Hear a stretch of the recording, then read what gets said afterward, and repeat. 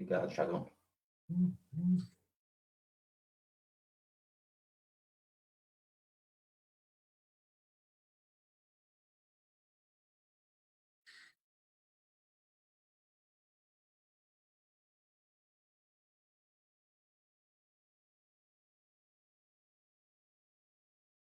Olá, boa noite.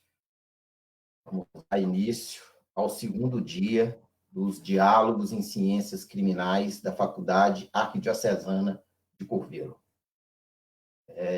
Gostaria de, mais uma vez, cumprimentar os meus amigos, parceiros, professor Américo Braga Júnior, que está aí, daqui a pouco ele vai entrar aí para dialogar conosco. Professor Felipe César Lopes, e de maneira bem especial ao nosso convidado, professor Emílio de Oliveira e Silva.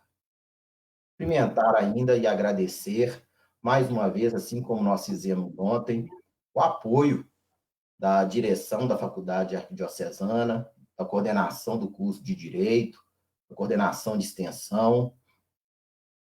E nesses diálogos, assim como eu fiz ontem, gostaria de agradecer ao apoio dos funcionários da informática, da FAC, especialmente do Tiago e também do Hernani. Por fim, gostaria de agradecer a razão de ser dos diálogos, que são os nossos alunos. Como eu disse ontem, eu disse que o Diálogos nasceu com e para vocês, queridos alunos da FAC. Agradeço a todos os colegas, especialmente da FAC, professores, colegas, professores de outras instituições, como da querida PUC Minas Cerro, também da UENG, Unidade Diamantina. Agradeço a audiência também aí, os nossos queridos amigos, colegas, advogados, advogadas, amigos, ex-alunos.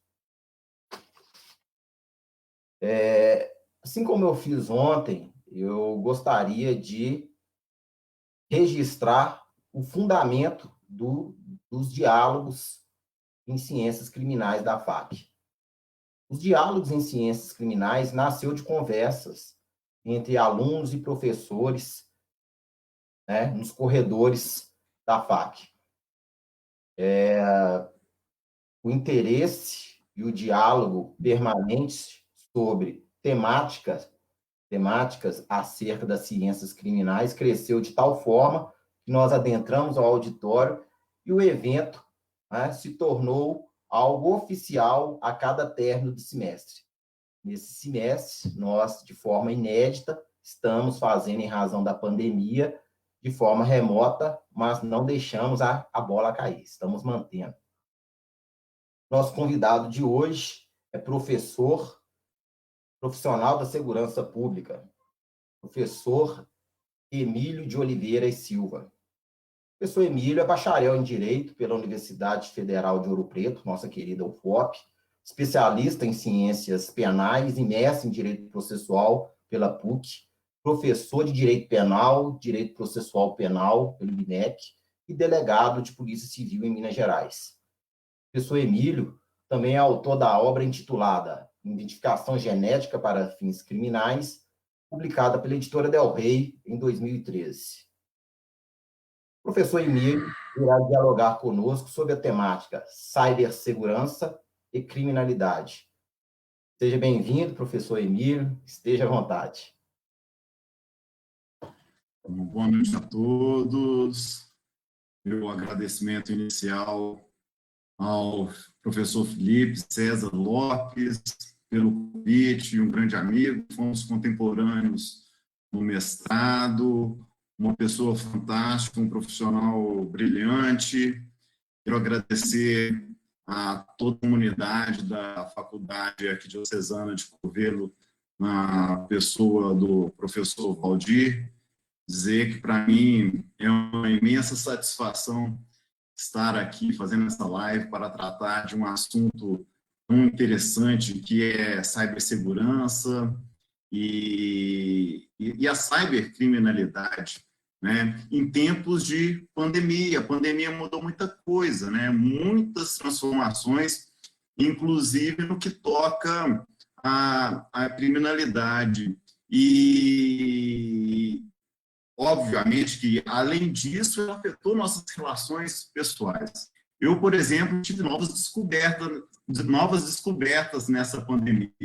Eu estou acostumado a fazer esportes radicais, mountain bike, rapel, mas o esporte mais radical que eu descobri até hoje é fazer lives e dar aulas com duas crianças em casa, uma de 8 anos e outra de 3 anos.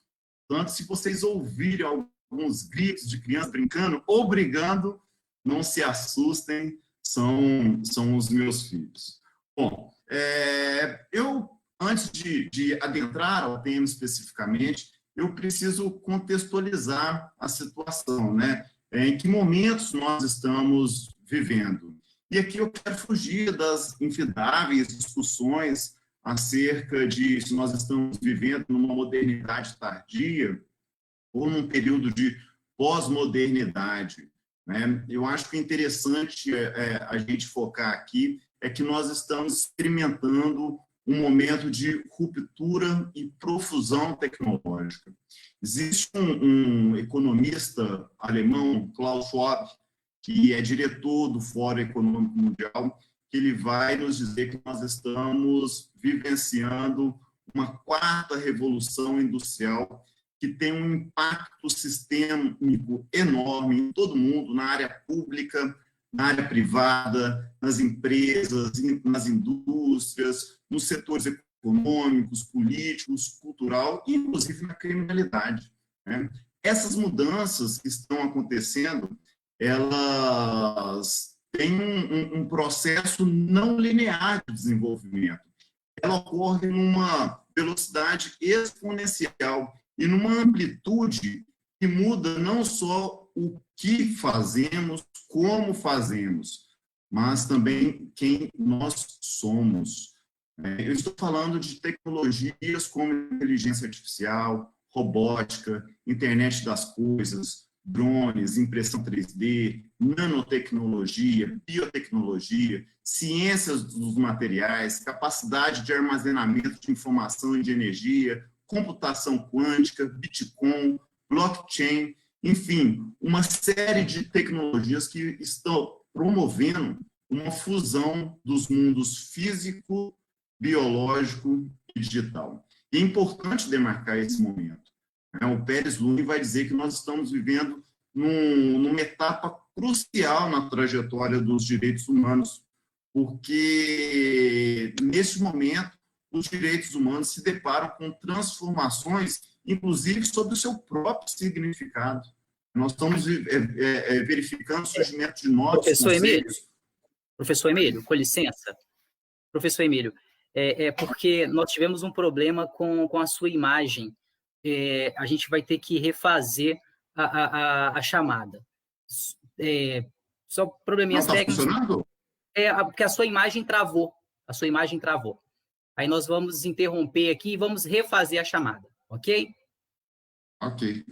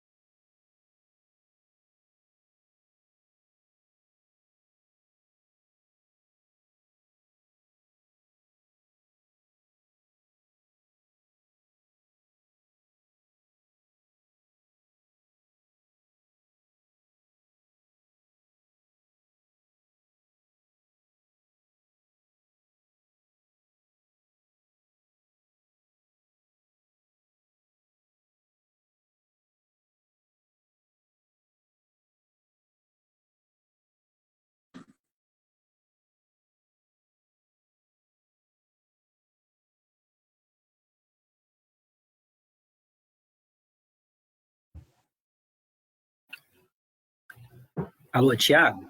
Voltamos. Ok. Professor Emílio, nós tivemos esse probleminha técnico, né? Acontece, e aí eu gostaria que o senhor retomasse aí a sua fala, peço desculpas, Só tá? testar meu áudio aí. Tá funcionando, Felipe? Tá funcionando. Beleza, vou fechar então. Você sabe de onde eu parei? Não pegou nada? Vamos voltar do início. Eu acho que você pode voltar, Emílio, do início, melhor. Tá joia, então. Agora? Hoje... Pode ir, Emílio, pode ir. Bom, então, reafirmar aqui minha gratidão pelo convite. É uma honra dizer que eu estou muito feliz por falar desse tema tão atual. E o que eu pretendo aqui realmente é compartilhar algumas reflexões, né, algumas conclusões acerca dos meus estudos, da minha pesquisa e da minha vivência profissional enquanto delegado de polícia acerca da cibersegurança e da cibercriminalidade. Eu estava dizendo que é importante a gente contextualizar o momento que nós estamos experimentando, né? E aqui eu gostaria de fugir dessas discussões sobre se nós estamos vivendo um período de modernidade tardia ou pós-modernidade, né? O importante aqui focar que, e isso não há dúvidas, né, de que nós estamos experimentando um momento de ruptura e profusão tecnológica. E existe um economista alemão que se chama Klaus Schwab. Ele é diretor do Fórum Econômico Mundial. Ele vai dizer que nós estamos vivendo uma quarta revolução industrial que tem um impacto sistêmico em todo o mundo, no setor público, no setor privado, nas empresas, indústrias, no campo político, econômico, cultural e também na criminalidade. Essa modificação, esse processo de transformações, jamais foi experimentado pela humanidade no processo de velocidade que ele está acontecendo. É uma velocidade que não é linear, ela é exponencial e extremamente ampla, né, porque muda não somente como, né, e o que fazemos, mas também quem nós somos. Né? E essas tecnologias que estão impactando as nossas vidas, eu posso dar alguns exemplos, né, como a inteligência artificial, robótica, a internet das coisas, drones, impressão 3D, nanotecnologia, biotecnologia, ciência dos materiais, capacidade de armazenamento de informação e energia, computação quântica, Bitcoin, blockchain, enfim, são tecnologias que acabam promovendo a fusão dos mundos físico, biológico e digital. Existe um estudioso espanhol, Antônio Henrique Pérez Lunho, que vai falar que nós estamos passando por um momento crucial na trajetória dos direitos humanos, porque nós estamos diante de um problema da sua transformação e do seu significado. Nós estamos falando de novos conceitos como cibercidadania, né, teledemocracia, e daí a importância de nós discutirmos e aprofundarmos os estudos sobre erosão de direitos e as liberdades fundamentais. Então, é importante aqui a gente chegar a uma primeira conclusão, né, porque esse processo de transformação tecnológica que nós estamos vivenciando, ele já estava em curso. A pandemia da Covid-19, ela não alterou o processo de transformações, mas sim o acelerou, né? Obviamente que essas mudanças necessárias para o controle da pandemia, como, por exemplo, isolamento social, né, e, consequentemente, maior uso da internet, ela gerou, se não um surgimento, a intensificação, mas a migração, no mínimo, de criminosos, né, para outros tipos de criminalidade. Em abril, agora, a Polícia Civil de Minas Gerais, ela emitiu um relatório dizendo que houve, nesse processo de pandemia, um aumento de 50% dos crimes informáticos em relação ao mesmo período de 2019. E aí a gente pode fazer uma outra reflexão, né? Será que a pandemia provocou esse aumento dos índices criminais? Perceba o seguinte, não é correto falar, sob uma perspectiva criminológica, científica, de que existe um nexo de causa e efeito entre a pandemia e aumento dos índices criminais, né? Existe uma correlação, mas não um nexo causal. E eu falo isso citando aqui, dentro das várias teorias que tentam explicar o crime, a teoria das atividades rotineiras, que foi desenvolvida nos Estados Unidos, lá por volta da década de 70, pelo Lawrence Cohen, que vai dizer que o crime vai ocorrer quando o infrator motivado e um alvo adequado, a vítima, né, convergem no mesmo tempo e lugar, sem a presença de um guardião capacitado para evitar o delito.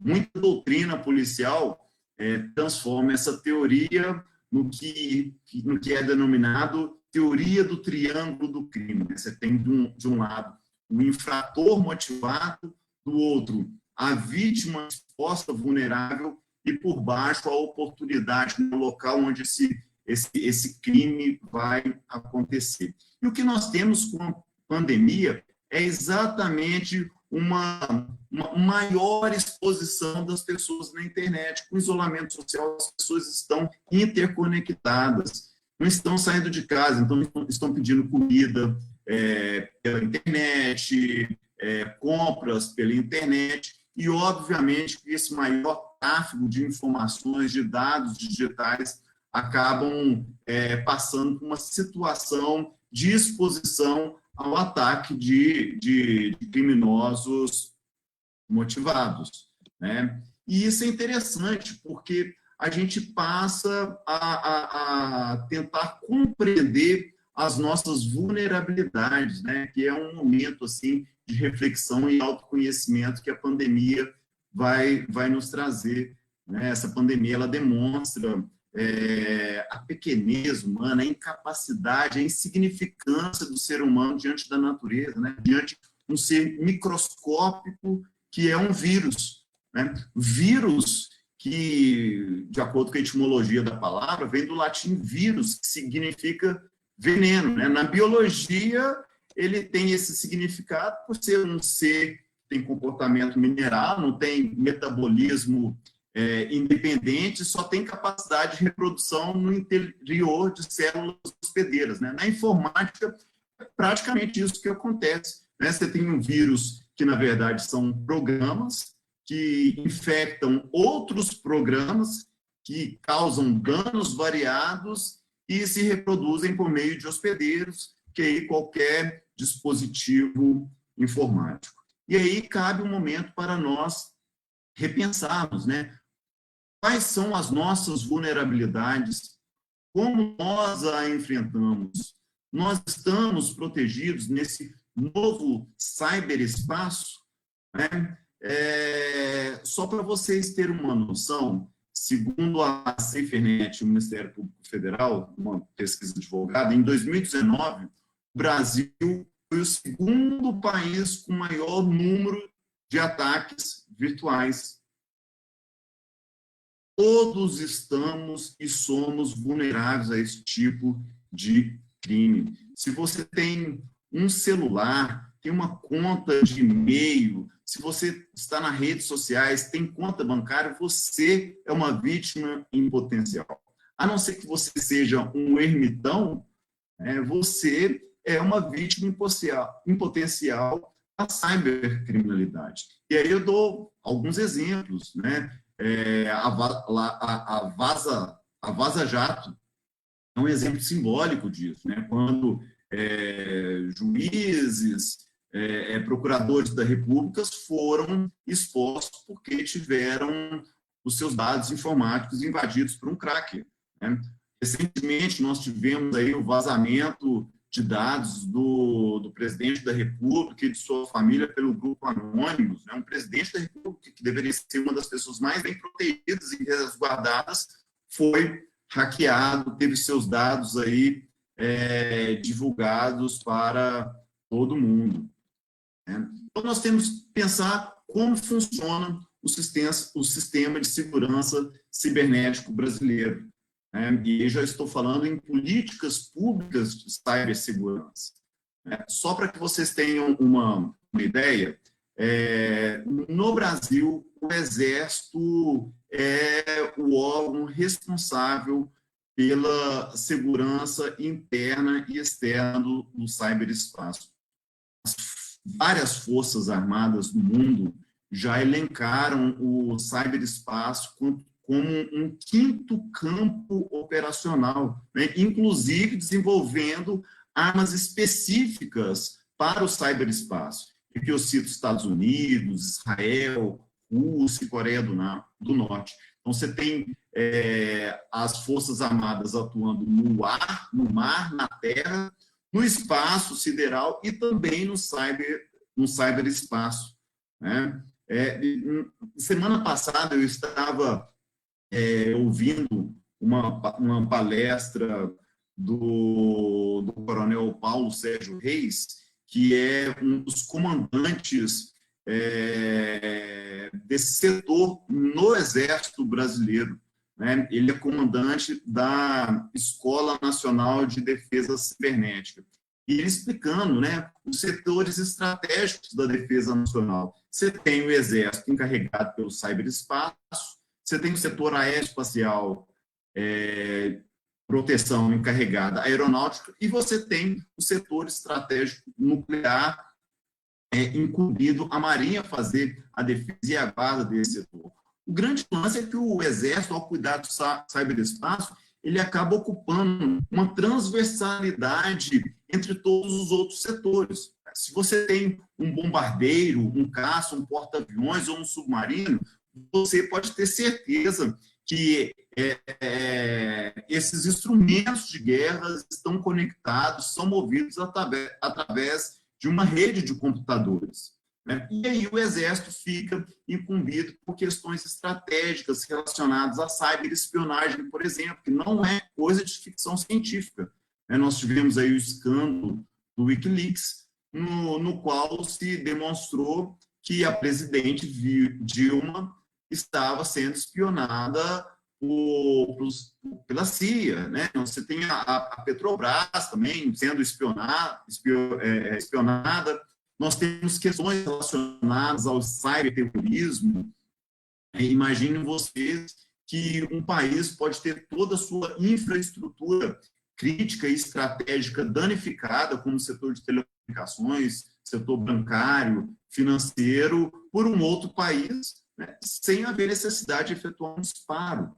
Então, é uma questão extremamente importante. E no âmbito interno, nós temos os órgãos de persecução penal, né, a Polícia Judiciária, a Polícia Civil, a Polícia Federal e o Ministério Público, com a ajuda da sociedade civil organizada, sobretudo empresas de tecnologia, atuando na repressão desse novo tipo de criminalidade.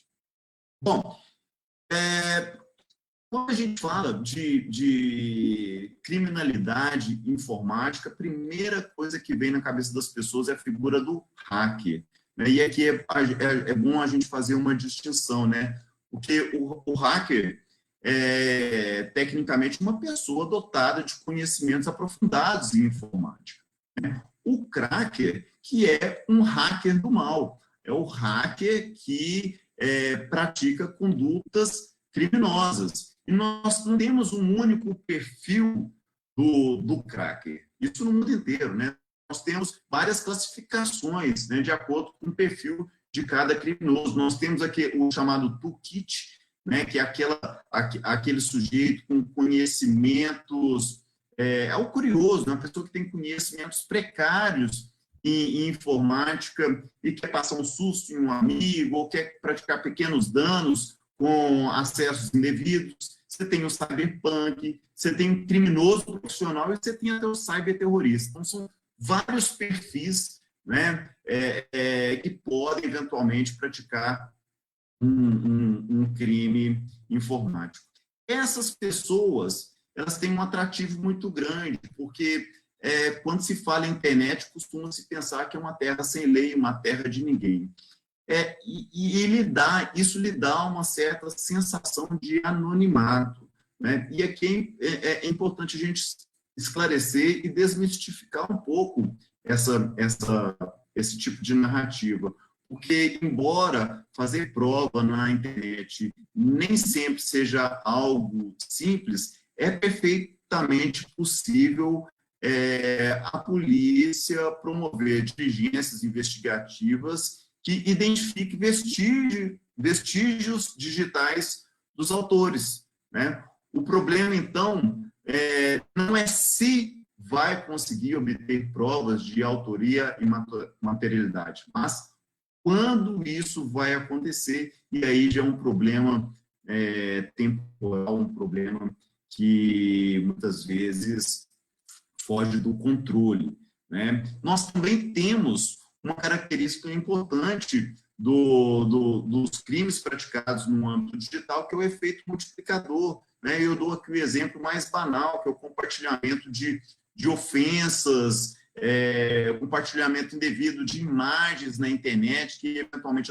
atente contra a honra de alguém, ou mesmo compartilhamento de vírus. Nós tivemos o vírus, o WannaCry, em 2017 e 2018, que em 5 dias contaminou infraestruturas públicas e privadas, críticas e profissionais de milhões de pessoas em 150 países, isso em um período de 5 dias.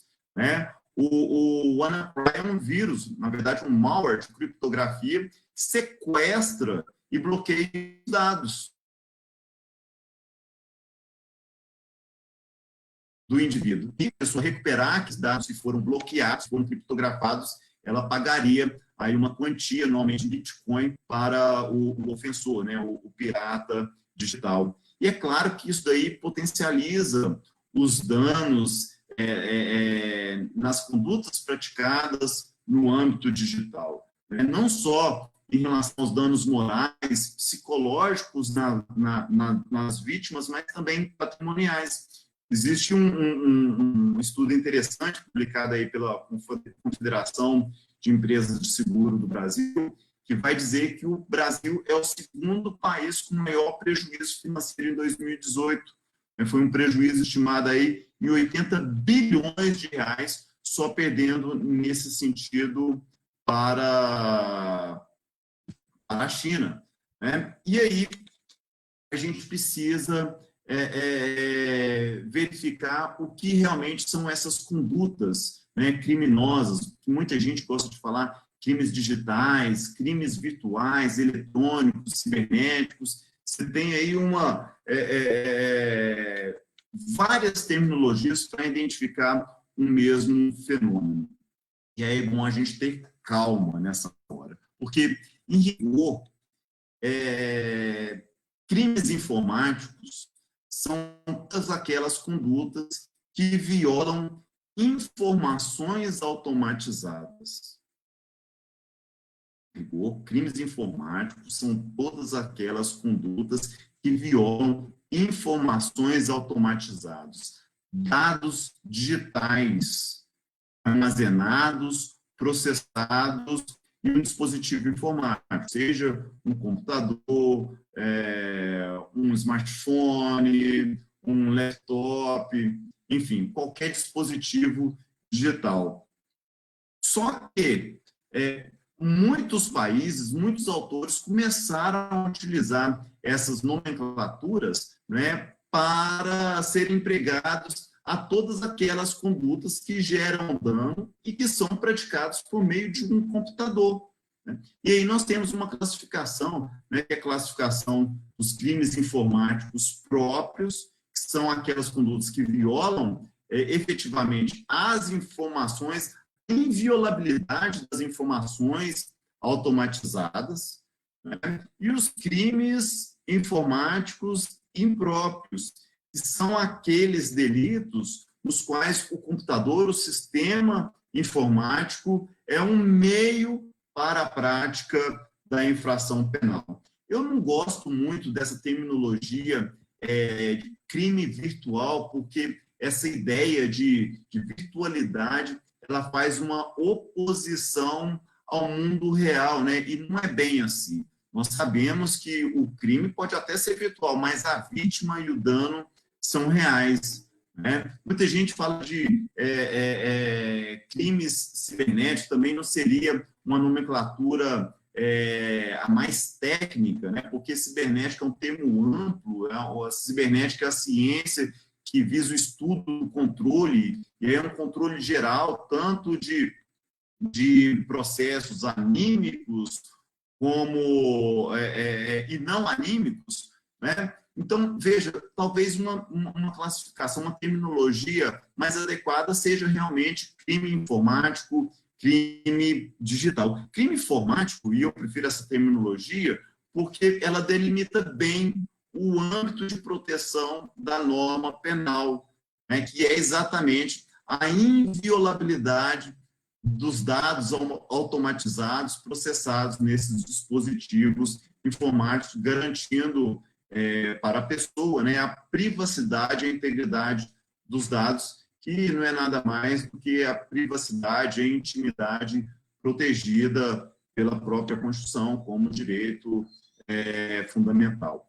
É importante a gente imaginar que informação automatizada é essa. Bom, dados digitais, eles estão presentes em qualquer dispositivo informático. O próprio programa, o próprio software, não é nada mais do que uma arquitetura de dados digitais. Eu gostaria de ressaltar dois tipos de dados extremamente importantes aqui para a gente começar a fazer uma reflexão mais profunda, né? Que normalmente são os dados que realmente importam para a nossa segurança, para o nosso bem-estar enquanto cidadão desse cyberespaço, né? Os dados pessoais, que é importante delimitar, são qualquer tipo de informação relacionada a uma pessoa natural identificada ou identificável. Isso significa que esses dados pessoais, eles não se limitam ao nome, sobrenome, RG da pessoa. Eles envolvem aí apelido, idade, filiação, endereço residencial, endereço eletrônico, dados de localização. Nós tivemos recentemente uma polêmica que diz respeito aos programas que fazem essa leitura de localização para identificar pessoas suspeitas de Covid e o local com que elas se relacionaram com outros indivíduos, né? Isso daí gerou uma crítica muito grande das pessoas que trabalham na área, mas percebam o seguinte, esses dados eles envolvem placas de automóvel, perfis de compra, o IP de cada computador, dados acadêmicos, e ao lado desses dados nós temos os dados pessoais sensíveis, que são aqueles que dizem respeito à nossa personalidade, às nossas preferências religiosas, políticas, partidárias, filosóficas, a nossa origem racial, étnica, dados relacionados à nossa saúde, à nossa vida sexual, bem como dados genéticos e dados biométricos em geral.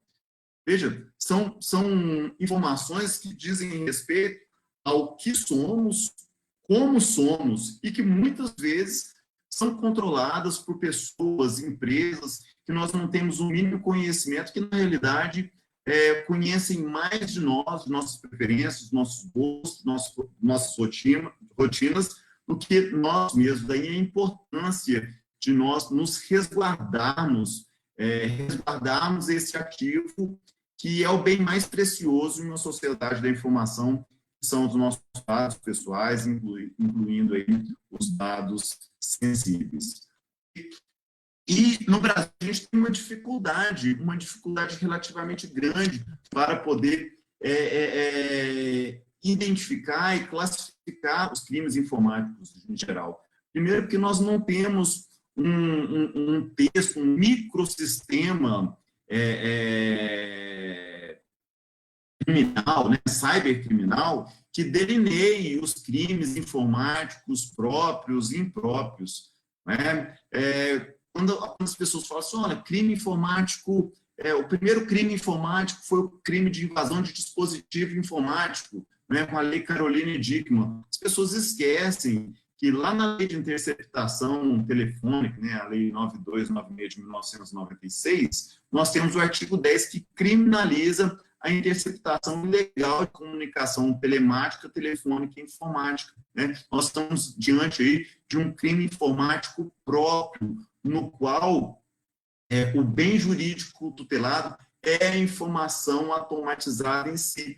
Obter, violar, deturpar, vazar essa informação caracteriza o crime informático. Nós temos também o peculato eletrônico, lá no artigo 313, A e B, no qual a inserção de dados falsos em sistemas de informações e a modificação ou a alteração não autorizada desses dados, elas constituem crimes que atentam diretamente contra aquele dado automatizado. E, por fim, aqui eu gostaria de fazer algumas reflexões maiores sobre o crime de invasão de dispositivo informático, está disposto lá no artigo 154A, né, que é chamada a Lei Carolina Dickmann, né, que muitos chamaram de Lei dos Crimes Informáticos, mas previa uma lei pequena, né, muito lacunosa, que previa basicamente dois crimes, né, o crime de invasão de dispositivo informático e o crime de interrupção e perturbação de serviço informático. Lá no artigo 298, né, no crime de falsificação de documento particular, só houve uma alteração para considerar como documento particular o cartão de crédito e de débito. Mas essa, não sei se vocês lembram, mas essa foi uma lei que foi criada diante de uma comoção nacional, né? A Carolina Dickmann teve seus dados vazados, alguns nudes, né, algumas cenas de nudez. Inicialmente, os infratores queriam realmente hackear essas informações, esses dados digitais, né, e depois, no segundo momento, começaram a extorquí-la. Todo mundo acompanhou pelas manchetes televisivas o drama da Carolina Dickmann, e o legislador, então, de supetão, editou a Lei 12.337, que é uma lei bastante falha, inclusive no próprio crime de invasão de dispositivo informático, do qual a Carolina Dickmann foi vítima. Né? Por quê? Porque o artigo 154A ele vai tornar criminosa a conduta de invadir dispositivo informático alheio, que é o acesso não autorizado. Esteja o computador, né, o dispositivo informático, conectado ou não à rede de computadores. Aqui pode ser uma rede de computadores, uma internet, como uma intranet. O grande problema é que não basta apenas a invasão não autorizada, né? O pirata, o cracker, ele precisa promover esse acesso não autorizado mediante uma violação indevida de um mecanismo de segurança com o fim de obter, adulterar ou destruir dados. Então, veja, essa violação indevida de mecanismo de segurança, ela acaba trazendo um problema muito sério, porque se eu acesso, ainda que sem autorização, o computador de terceiro, né, que não tem nenhum tipo de mecanismo de segurança, e eu estou falando de qualquer tipo de mecanismo que limite o acesso a qualquer pessoa, né, como, por exemplo, senhas, logins, eu tenho, ou até mesmo um mecanismo de segurança físico, eu não tenho, pelo menos nessa modalidade, né, uma tipicidade do artigo 154A.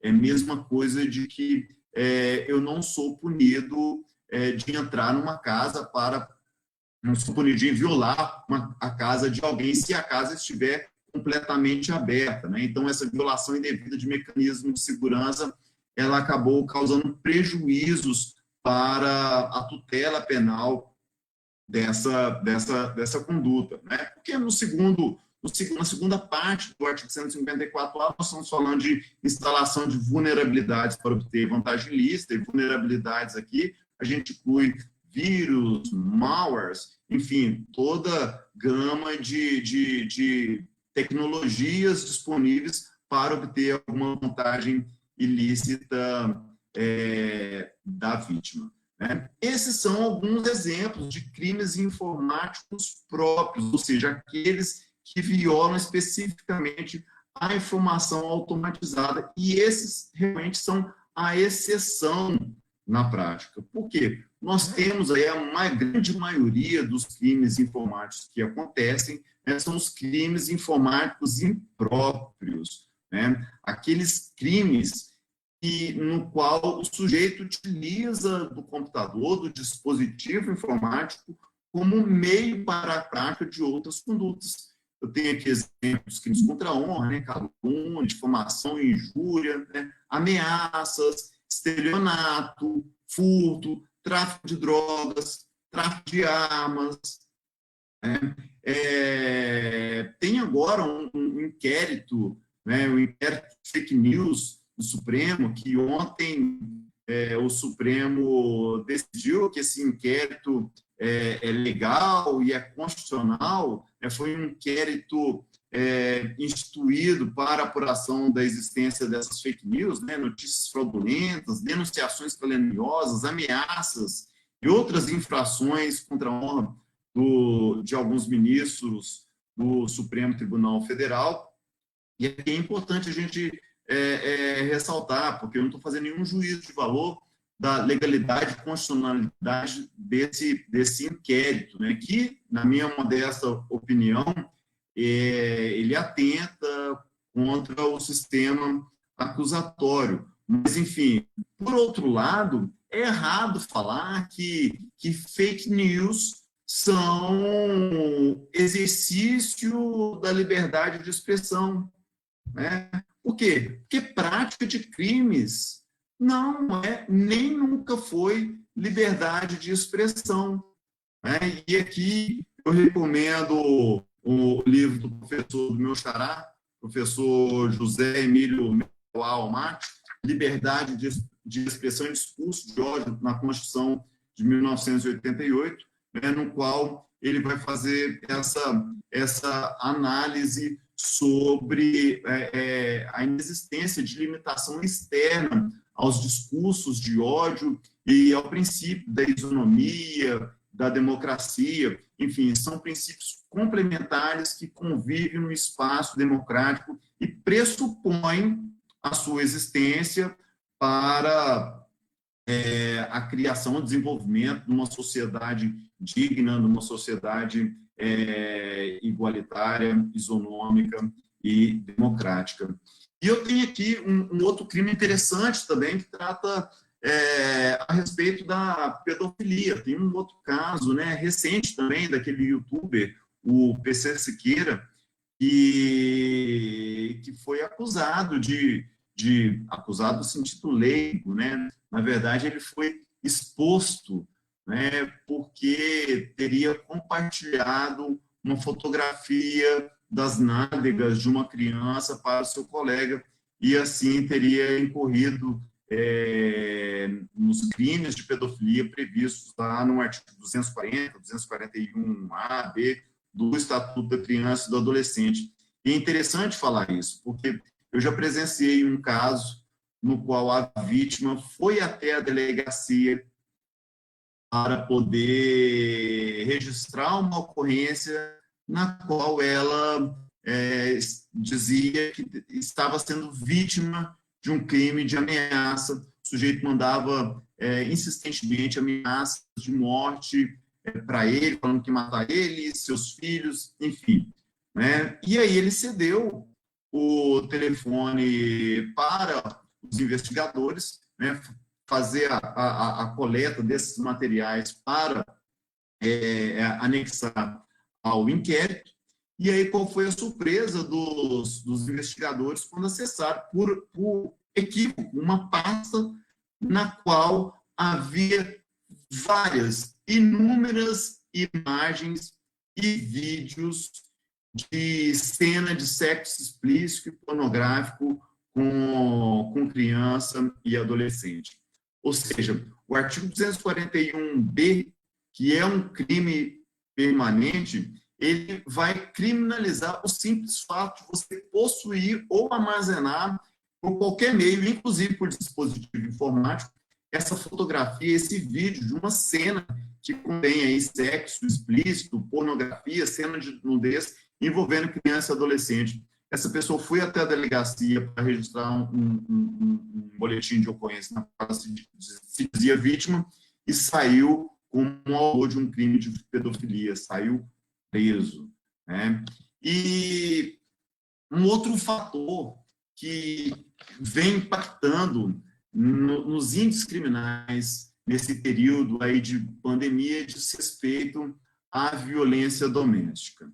E eu gostaria de fazer aqui alguns apontamentos. Né? A Polícia Civil de Minas Gerais, ela publicou agora no mês de abril um dado que me causou surpresa, porque ela registra que a região metropolitana de Belo Horizonte teve uma diminuição, uma queda nos índices de violência doméstica, até de 23,33% em relação ao período de 2019. Quando todo mundo pensava que os casos de violência doméstica iriam aumentar, né, o Estado vem com essa informação. E aí eu até liguei para uma colega minha que trabalha na delegacia especializada de violência doméstica, né, para trocar uma ideia com ela sobre esse dado, e ela me disse o seguinte, né, que esse dado ele reflete as cifras ocultas, né, crimes que não são relatados, não são noticiados à autoridade competente. Nós temos um isolamento social aqui na região metropolitana de Belo Horizonte, especificamente na cidade de Belo Horizonte, um isolamento social que relativamente deu certo, teve sucesso em relação às capitais de outros estados no Brasil. E isso implica um controle maior do agressor para com a vítima. Ele tem controle de onde ela vai, né, com quem ela conversa, inclusive sobre se ela faria ou não uma notícia crime, né? E outra coisa também, né? Muitas vezes a vítima de violência doméstica ela tem que ser motivada, ela tem que ser incentivada por um amigo, um parente a buscar socorro, a fazer essa notícia de crime que ela está sendo vítima. Esse dado, né, esse comentário, essa informação que ela me falou sobre uma subnotificação muito grande, ela vai ao encontro, por exemplo, da informação do Google Brasil, de que nesse período de pandemia houve um aumento de 9.900% das buscas por divórcio online gratuito na internet. O próprio Fórum Brasileiro de Segurança Pública noticiou que houve um aumento de 431% de aumento, não de crimes, mas de relatos de brigas de casais. Ou seja, com o isolamento houve uma hiperconvivência dos casais. Né? E essa hiperconvivência, num relacionamento, às vezes, já desgastado, ela tende a um conflito. Né? E esse conflito ele pode ser motivado por diversos fatores. Né? O primeiro deles, eu diria, que é a reprodução de preconceitos do mundo real no mundo virtual. Né? A própria misoginia, né? Uma ideia moralista de comportamento adequado da mulher, de sua sexualidade, da necessidade de sua contenção sexual, da objetificação do corpo feminino, né? Essas são questões que têm que ser pensadas, inclusive quando se fala de crime informático praticado contra a mulher. A violência doméstica, vocês sabem, não é só a violência física, pode ser a violência moral, psicológica, social e patrimonial. Né? E essa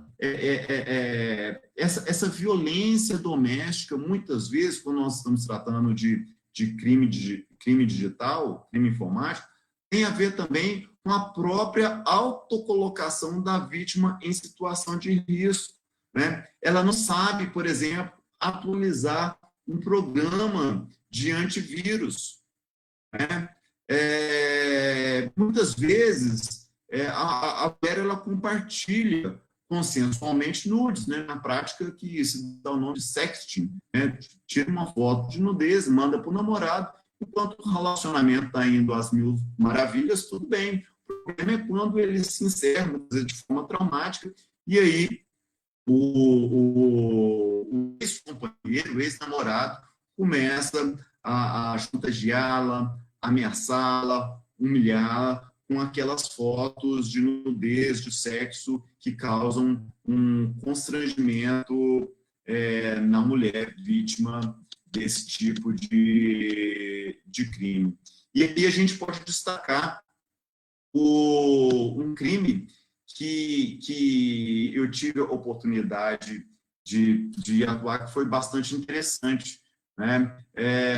O sujeito, ele criou um perfil fake no Facebook, né? E começou fez contato com uma garota, uma mulher, né? E começou a mandar mensagens, eles começaram a se envolver, né? Trocar nudes, sem se conhecer. Né? Um determinado dia, ele entrou em contato com ela, olha, sabe aquela pessoa que está lá, aquele cara bonitão, ostentação, com um cara que lá não sou eu sou esse sujeito aqui, mora aqui em Contagem, que não sei o que e tal. E é o seguinte, eu sei dos seus contatos, eu sei que você é uma mulher casada. Se você não sair comigo, não ter uma relação comigo, eu vou espalhar essas fotos, né, na internet, seu marido vai saber, seus contatos vão saber, e aí marcaram o encontro na Praça da Estação. Quando essa mulher chegou até a Praça da Estação, o sujeito estava lá, né, ela, em pânico, chamou alguns guardas municipais, esses guardas municipais fizeram uma abordagem, e como estava tudo registrado, né, nos chats, essa pessoa foi conduzida pela delegacia e aí autuada por tentativa de estupro, que não se confunde com a figura do estupro virtual. O estupro virtual é outra coisa. Essa nomenclatura ela aconteceu a partir de um caso no Nordeste, no qual o sujeito começou, também me parece, com fotografias, né, de nudez, a chantagear a vítima para que ela fizesse um filme, gravações se masturbando, né? Então, aí você tem a caracterização da grave ameaça, através da divulgação das fotos nudes, e do ato libidinoso praticado via digital, né? E daí surgiu essa terminologia aí, estupro virtual. E nós também temos uma outra questão também relacionada à violência doméstica, né? Que trata do artigo 208C do Código Penal, a famosa revenge porn, ou pornografia de vingança, quando o sujeito, sem consentimento da vítima, evidentemente, ele oferece, troca, disponibiliza, transmite vídeos ou outros registros, audiovisuais que contêm ali cena de estupro ou de estupro de vulnerável, ou que faça apologia ou induza a sua prática, claro, né, sem o consentimento da vítima, ok? E é interessante porque quando se fala em distribuir, em compartilhar essas cenas de nudez, nós temos que ter a noção de que o simples registro não autorizado da intimidade sexual caracteriza o crime, né, previsto lá no artigo 216b, que é produzir, fotografar, filmar, registrar qualquer ato que tenha cena de nudez ou conotação sexual sem autorização dos participantes. Não significa que a pessoa não pode realizar esses novos comportamentos, né, de sexting, enviar nudes para um namorado, ou às vezes para um marido. Isso faz parte da intimidade, do relacionamento das pessoas. O grande problema é quando o seu parceiro, né, resolve chantageá-la para obter aí vantagens indevidas, ainda que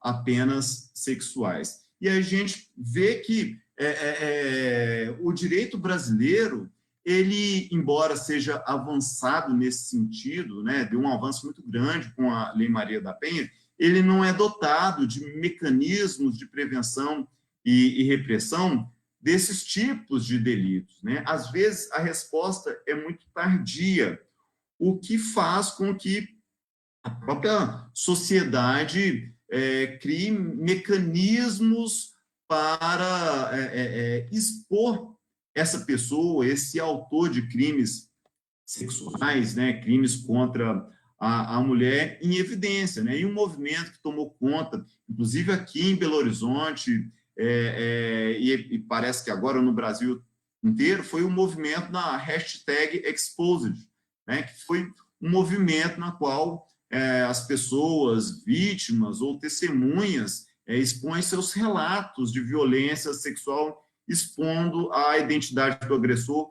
Foi o que aconteceu agora com o PC Siqueira, né? E esse fato, né, esse movimento do Exposed, é um movimento muito perigoso, né, porque nós estamos em um momento em que nós estamos num momento de deepfake, né, deep nudes, né, no qual nós temos programas de acesso fácil, inclusive gratuito, que permitem criar avatares com a perfeita caracterização da vítima, inclusive com a sua voz, né? E aí a gente corre o risco de promover um júri da internet, né, que é um verdadeiro linchamento virtual de uma pessoa que às vezes é inocente, né? Então, esse é um trabalho, e eu não estou falando que a conduta dessas pessoas um movimento que não é válido. Não, eu acho que todo movimento que expõe solidariedade às vítimas mas dessa forma ela viola, não direitos fundamentais relacionados à imagem. Você precisa de um devido processo legal, de um contraditório e da ampla defesa, sobretudo nesse contexto de deepfake, né? E eu quero aqui fazer um alerta aos ludistas, né? Depois de falar um pouco sobre crimes informáticos, sobre tecnologia, né? E ludistas são pessoas avessas à tecnologia, que não se conformam com esse processo de transformação, têm dificuldade, às vezes, de ligar um computador, de acessar um arquivo, né? Eu, antes de entrar para essa live, eu estava na minha estante aqui, procurando um livro, e me deparei com esse livro aqui, provavelmente vocês devem conhecer, né? É o Diário de Anne Frank, né? E ele fala muito sobre a angústia e a ansiedade de que é viver em isolamento. Eu tive oportunidade de conhecer o Museu Anne Frank em Amsterdã, né? E lá a Anne Frank, umas 7 pessoas passaram quase 2 anos da sua vida em completo isolamento. Isolamento de não poder abrir a janela, não poder tomar sol, não poder conversar alto, não poder usar o banheiro durante o dia, porque o barulho da descarga iria alertar que existiam 8 pessoas num compartimento minúsculo daquele local, né, que era um anexo ao escritório do pai da Anne Frank. Eu fico imaginando qual o sofrimento dessa garota. Mas aí eu imaginei o seguinte, e os pais da Anne Frank? E aí eu fui pesquisar o pai da Anne Frank, o Oscar Frank, ele nasceu em 1889, e a mãe da Anne Frank em 1890. Veja que essas pessoas passaram pela Primeira Guerra Mundial, pela gripe espanhola, pelo crack de 1929, pela Segunda Guerra Mundial, né? O Otto Frank, por exemplo, foi o único sobrevivente, né? Porque a mulher dele e as 2 filhas morreram no campo de exterminação. Por que eu estou dizendo isso? Porque nós temos que ter a consciência de que somos pessoas privilegiadas, né? Nessa pandemia, não está faltando nada para a gente. Abastecimento, medicamento, as coisas, mal ou bem, estão funcionando, as instituições estão funcionando, e nós temos que ter essa ciência de que estamos assim em razão da tecnologia. Por isso, é importante a gente balizar essas transformações, né? Porque alguns eventos na vida a gente não tem como controlá-los, né? Mas a gente pode não, a gente tem o poder de decidir de não ser reduzido a eles. Então, a mensagem que eu passo aqui, a mensagem final, é de que nós temos que ter uma adaptabilidade a esses novos tempos, a essas novas transformações, porque, com certeza, esse é um momento que nós estamos vivenciando, é o novo normal, pelo menos aí nos próximos 2, 3 anos. Muito obrigado a todos.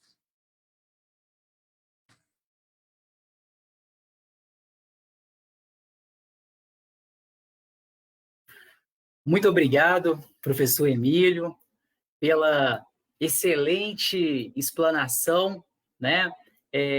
Creio que as suas palavras vieram, né, a calhar nesse momento difícil, né, pelo qual nós estamos vivendo, e é o momento da pandemia, né?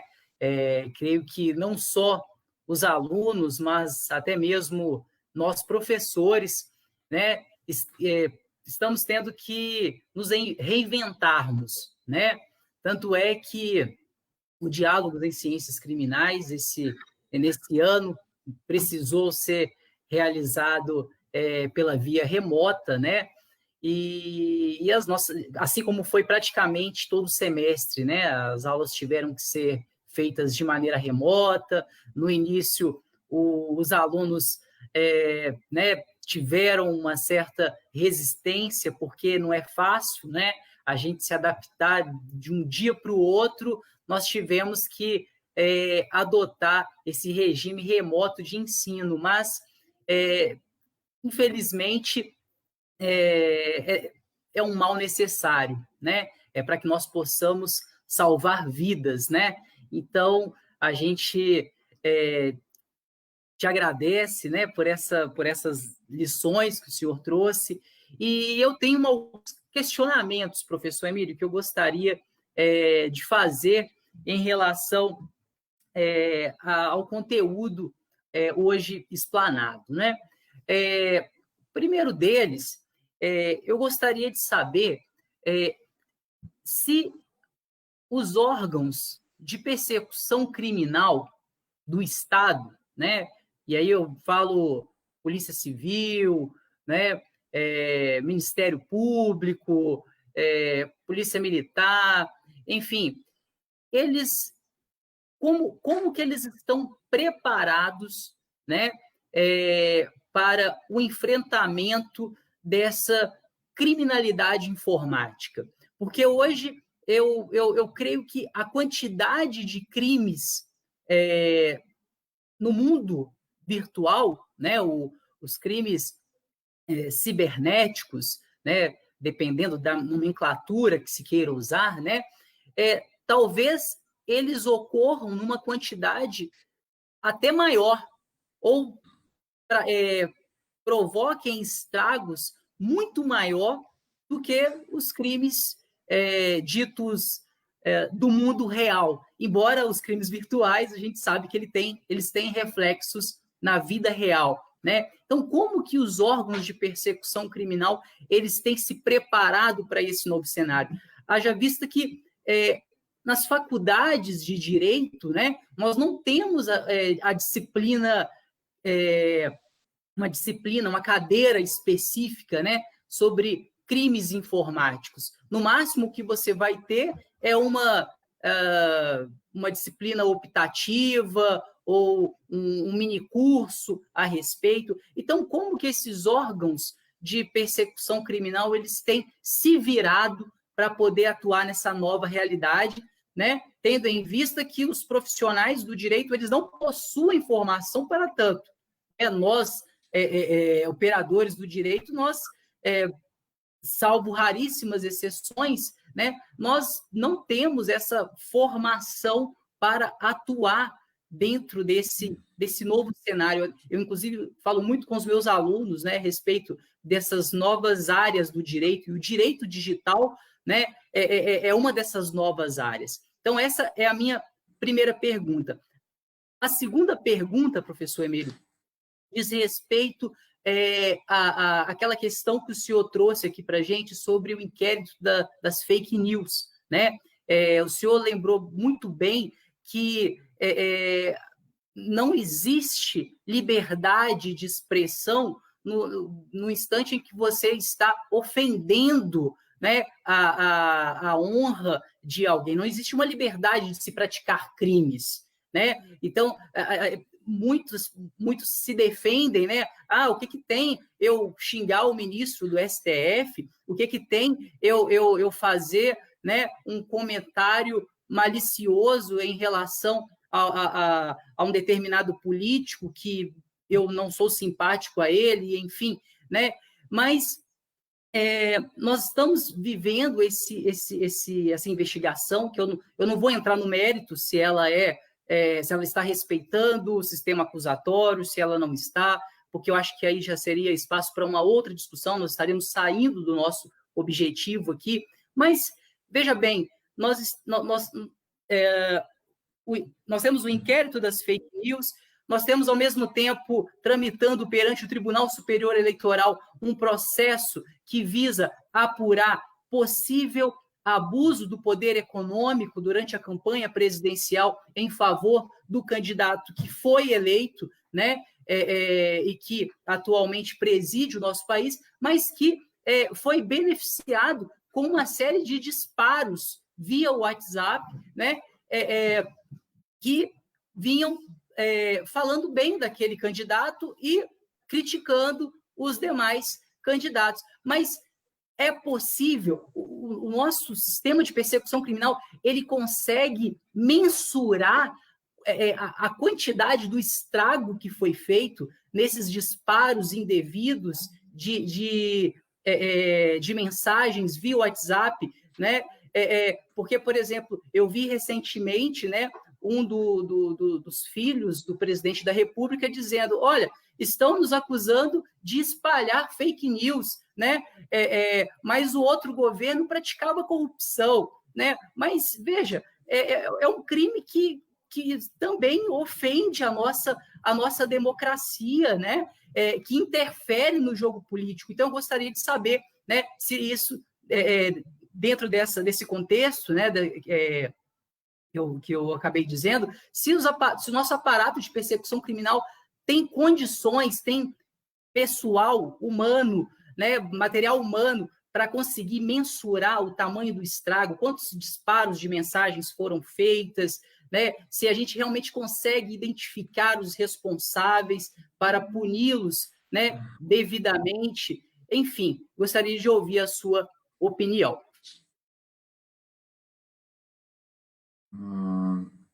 Bom, então vamos lá. Sobre os órgãos, a capacidade de resposta dos órgãos de persecução criminal, né? Felipe, veja que quando a gente fala de um crime informático, né, um cracker, por exemplo, ele detém muitas vezes um conhecimento especializado, aprofundado em informática que o habilita a praticar ofensas, né, contra os mais diversos bens jurídicos, né? E obviamente, né, que para você fazer frente a essas pessoas, né, que detêm um conhecimento técnico muito grande, você precisa de profissionais, né, no caso no Brasil, Ministério Público, Polícia Civil, Polícia Federal, de órgãos especializados nesse tipo de criminalidade, que detenham conhecimentos para isso. Então, é muito complicado você conseguir um profissional com essa expertise, porque você não vai encontrar em fileira de supermercado, né? Você precisa que aquele profissional ele seja treinado, educado, capacitado para essas novas ondas de criminalidade. E, para isso, a gente conta, né, com delegacias especializadas. Aqui em Belo Horizonte, nós temos uma delegacia especializada em crimes cibernéticos, né? Mas eu sei que essa não é a realidade do interior de Minas Gerais, nem de todo o Brasil. Então, nós estamos ainda iniciando nesse processo de combate, de repressão aos crimes virtuais. Isso é decorrência de um atraso legislativo em relação, e executivo, a responsabilidade do executivo também, de não se integrar adequadamente a persecução dos órgãos e tratados internacionais. Para você ter uma noção, a Convenção de Budapeste, que define e estabelece mecanismos de prevenção e repressão para crimes informáticos na Europa, e, por consequência, ela estabelece alguma série de limitações para empresas de outros países que fazem relação com os países europeus, integrantes da União Europeia, né? Nós não temos ainda o Brasil como signatário desse tratado, dessa convenção. No ano passado, o ex-ministro da Justiça, Sérgio Moro, ele enfrentou essa questão, envidou esforços para que o Brasil integrasse essa convenção que é do ano de 2001, né? E até onde eu saiba, pelo menos até ontem, o Brasil não ainda tinha assinado esse tratado extremamente importante. Então, você precisa aí de capacitar profissionais capacitados, treinados, você precisa de uma interlocução entre os próprios órgãos de segurança, né, nas chamadas forças-tarefas, e você precisa também de uma colaboração com a sociedade civil. Isso daí é extremamente importante,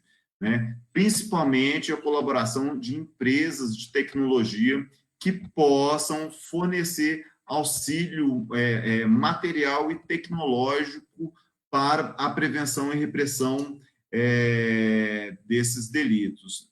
Bom, em relação ao inquérito da fake news do Supremo, eu já disse aqui que eu particularmente entendo que esse inquérito é uma anomalia jurídica, não é? Ele viola o sistema acusatório, e essa persecução criminal ela poderia ser feita de outra forma. Houve, para mim, um voluntarismo muito grande do STF, quase que num caráter aí de resistência, né, política, para fazer frente a algumas condutas que ainda estão sendo apuradas e dizem respeito a crimes contra a honra, denunciação caluniosa e até mesmo organizações criminosas. E eu acho o grande lance desse inquérito, porque quando a gente vai comentar com quem critica, né, esse inquérito, não por esse aspecto jurídico, técnico, mas essas pessoas invocam o princípio da liberdade de expressão, né? Como se praticar crimes, né, fosse uma forma de exteriorizar seu pensamento, né? Uma coisa é você acreditar que a Terra é plana, que vacina não funciona, né? Isso daí é um problema seu. Outra coisa é você começar a ameaçar ministros, né? Começar a ameaçar familiares de ministros, ofender a sua honra. Então, são situações completamente diferentes. E é interessante falar sobre tudo isso, porque nós precisamos de profissionais especializados nesses vários setores relacionados à tecnologia da informação, e há vagas, é um novo nicho, novas oportunidades estão se formando, né? E é interessante porque o nosso próprio sistema jurídico ainda não se deu conta da importância, né, do direito digital, que ele tem um caráter de transversalidade, né, em todas as outras áreas jurídicas, né? Eu estou falando aqui de direito digital aplicado ao direito penal, né, às vezes até a criminologia, mas a gente pode falar de direito digital aplicado ao direito constitucional, ao direito tributário, ao direito trabalhista, ao direito processual, né? E esse é um novo nicho de mercado que ainda é pouco explorado no Brasil e é o futuro, né? E é o futuro, né? A gente estava comentando ontem, né, da mudança, né, do perfil da advocacia de hoje, né? E eu me lembrei aqui de um fato curioso. Em 2018, eu estava fazendo um curso na Alemanha, na Universidade de Göttingen, e um dos professores foi o professor Robert Alex. E lá eu perguntei para ele sobre essas novas inovações que possibilitam de um algoritmo promover uma decisão judicial, né? E ele falou assim, isso daí nunca, em 2018, ele falou assim, isso daí nunca vai acontecer, é impossível acontecer. E nós estamos vendo hoje, pouco tempo depois, né? Naquele momento já era. Impedimento técnico não existe. Você pode fazer críticas, né, éticas, inclusive, a esse tipo de procedimento, mas impedimento técnico, viabilidade técnica, não há obstáculo nenhum para você poder ter essas novas inovações aplicadas ao mundo contemporâneo, né? Então, eu acho que nós precisamos de pessoas, de profissionais capacitados, qualificados, é um nicho de mercado novo, né, com novas oportunidades, e eu acho que nós temos que nos dar conta disso, sobretudo para os nossos alunos, chamar atenção para os nossos alunos, né? Porque aquele profissional jurídico tradicional, de paletó, que vai para o fórum com autos físicos, isso daí é coisa quase que ultrapassada. Daqui a alguns anos isso não vai mais existir.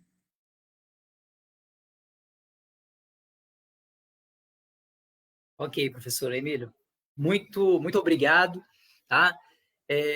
Eu vou passar a palavra para o professor Américo, professor Valdir. Professor Américo, a palavra está com o senhor. Olá, que bacana, professor Emílio. Que palestra sensacional. Só quero agradecê-lo, te dar um abraço e dizer que, sem dúvida alguma, está sendo uma noite muito importante para a querida Faculdade Arquidiocesana de Curvelo. Então, muito obrigado. Receba nossos agradecimentos. Muito obrigado, eu que agradeço. Para mim é uma honra. Ok, vamos lá. Gostaria também, professor Emílio, de parabenizar pela belíssima palestra sobre um tema tão atual e, por ser tão atual, ao mesmo tempo tão perto de nós, né? Como o senhor registrou aí, não tem como nós querermos falar que a gente não gosta de informática, porque ela está aí, é uma realidade. Tá? Eu tinha aqui algumas questões para colocar para o senhor, mas, na realidade, creio que você já respondeu, tanto na sua fala, como também nas questões que você respondeu para o professor Felipe aí. Então, eu queria agradecê-lo mais uma vez pela palestra, pela verdadeira aula que todos nós tivemos aqui esta noite. Estou aqui vendo aqui, né, o feedback dos alunos, os alunos adoraram, todos nós adoramos, e eu vou encerrar o quarto Diálogos de Ciências Criminais da FAC, e já convidando a todos que nos ouviram, que nos viram nesta noite, para o quinto Diálogos, né? Quem sabe, né, professor Felipe, professor Américo, professor Emílio, de forma presencial. Por mais que a tecnologia, como nós trabalhamos aqui, seja importante, e ela foi tão importante que viabilizou, mas, ao mesmo tempo, a minha opinião é que nada se compara, né, com um auditório cheio, perguntas, alunos próximo de nós. Eu confesso que eu estou com muita saudade de uma sala de aula, de um auditório cheio, né? Então, eu torço para que nós saiamos o mais rápido possível, né, desta pandemia, e retornemos aos nossos lugares, que é, sem dúvida nenhuma, né, estarmos perto dos outros aí, tá? Então, eu declaro encerrada o quarto Diálogos em Ciências Criminais e agradeço a todos. Uma boa noite a todos. Boa noite. Mais uma vez, para mim foi uma honra tê-los nessa agradável noite de sexta-feira. Espero que outras noites nós possamos nos encontrar presencialmente. Eu conhecer Curvelo e Diamantina, viu, professor Valdir? De preferência em uma vesperata. Uma vesperata. Não esqueça do saxofone. Com certeza. Um abraço a todos. Boa noite. Um abraço. Tudo bom, gente? Um abraço, professor Emílio. Muito obrigado.